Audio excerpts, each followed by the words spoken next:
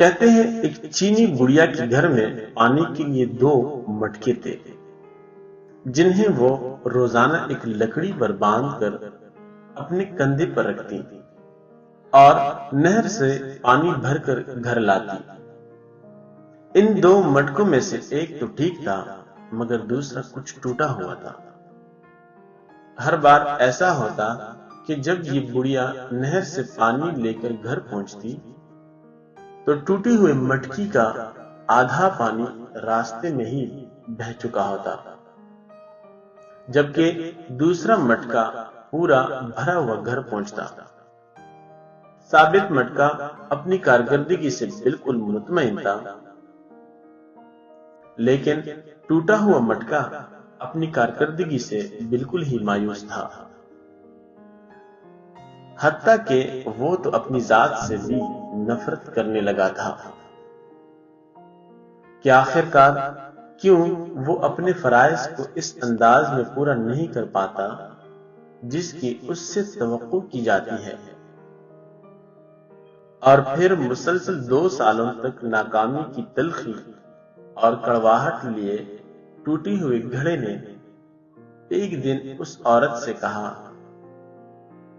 کہ میں اپنی اس معذوری کی وجہ سے شرمندہ ہوں کہ جو پانی تم اتنی مشقت سے بھر کر اتنی دور سے لاتی ہو اس میں سے کافی سارا صرف میرے ٹوٹا ہوا ہونے کی وجہ سے گھر پہنچتے پہنچتے راستے میں ہی گر جاتا ہے۔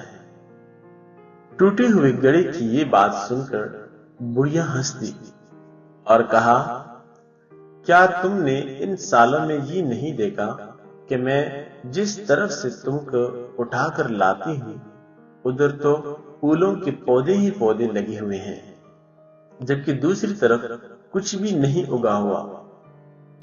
مجھے اس پانی کا پورا پتہ ہے جو تمہارے ٹوٹا ہوا ہونے کی وجہ سے گرتا ہے، اور اسی لیے تو میں نے نہر سے لے کر اپنے گھر تک کے راستے میں پھولوں کے بیج بو دیے تھے تاکہ میرے گھر آنے تک وہ روزانہ اس پانی سے سیراب ہوتے رہا کرے۔ ان 2 سالوں میں نے کئی بار ان پھولوں سے خوبصورت گلدستے بنا کر اپنے گھر کو سجایا اور مہکایا۔ اگر تم میرے پاس نہ ہوتے تو میں اس بہار کو دیکھ ہی نہ پاتا جو تمہارے دم سے مجھے نظر آتی ہے۔ دوستوں، یاد رکھیے کہ ہم سے ہر شخص میں کوئی نہ کوئی خامی ہے، لیکن ہماری یہی خامیاں، یہی معذوریاں اور ایسا ٹوٹا ہوا ہونا ایک دوسرے کے لیے عجیب اور پرتاثیر قسم کے تعلقات بناتا ہے۔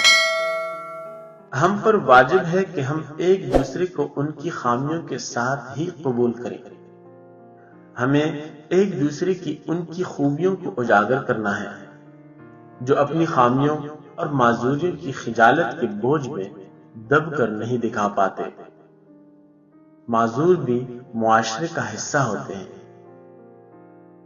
اور اپنی معذوری کے ساتھ ہی اس معاشرے کے لیے مفید کردار ادا کر سکتے ہیں۔ اللہ حافظ۔